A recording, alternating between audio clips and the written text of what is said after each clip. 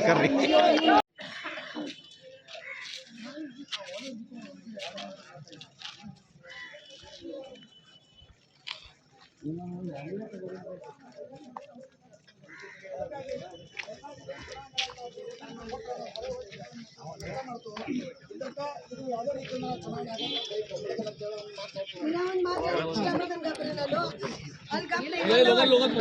ನಮ್ಮ ಸಾಹೇಬರಿಗೆ ಸಭ್ಯವಾದ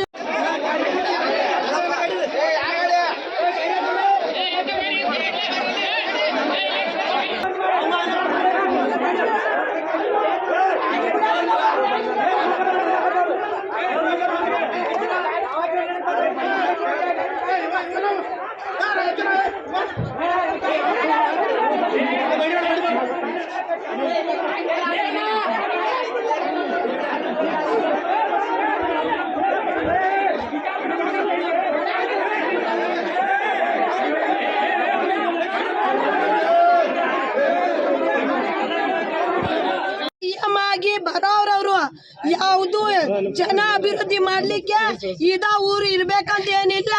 ಮೋದಿ ದೇಶ ನಡೆಸ್ತಾ ಇದ್ದಾನೆ. ಸಿದ್ದರಾಮಯ್ಯ ಕರ್ನಾಟಕದಲ್ಲಿ ಇದ್ದು ದೇಶ ಕರ್ನಾಟಕ ನಡೆಸ್ತಾ ಇದ್ದಾರೆ.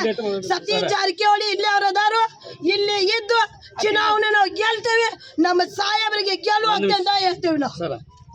ಯಾವುದು ಈಗ ನೀನೊಂದು ಪ್ರೆಸ್ ಮೀಟ್ ಮಾಡ್ರಿ, ಯಾರೋ ನಮ್ಮ ಹುಕ್ಕೇರಿ ಭಾಗದ ಶಾಸಕರೇ ಏನಂತೇಳಿ ಹೊರಗಿನವ್ರು ಕರ್ಕೊಂಬಂದ ಇದನ್ನು ಮಾಡತ್ತಾರಂತೇಳಿ. ನಾವು ಯಾರು ಹೊರಗಿನವರಲ್ಲ.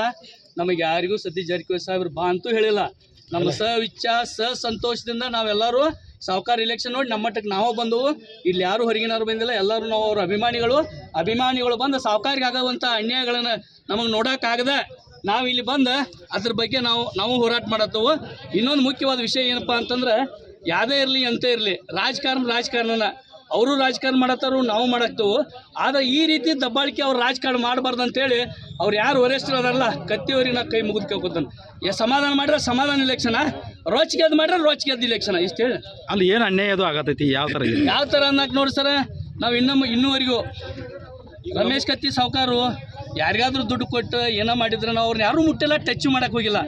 ನಮ್ಮ ಪರವಾಗಿ ಯಾರಿಗೆ ಸತೀಶ್ ಜಾರಕಿಹೊಳಿ ಸಾಹೇಬರು ಪೆನಾಲಿಗೆ ನಾವು ಓಟ್ ಹಾಕ್ತೇವಂತ ಯಾರು ಡೈರೆಕ್ಟರ್ಗಳು ಬಂದಾರಲ್ಲ ಅವ್ರನ್ನ ನಾವು ಕೇಳಾಕ್ತೇವೆ ವಿನಃ ಇನ್ನೊಬ್ರು ನಾವು ಟಚ್ ಮಾಡೋ ಉದ್ದೇಶ ಇಲ್ಲ. ನಾವು ಟಚ್ ಮಾಡತ್ತಿಲ್ಲ. ನಮ್ಮ ಇಂಥಕ್ಕೆ ಯಾರು ಸಂತೋಷದಿಂದ ನಿಮ್ಮ ಪರವಾಗಿ ನಾವು ನಿಲ್ತೇವೆ.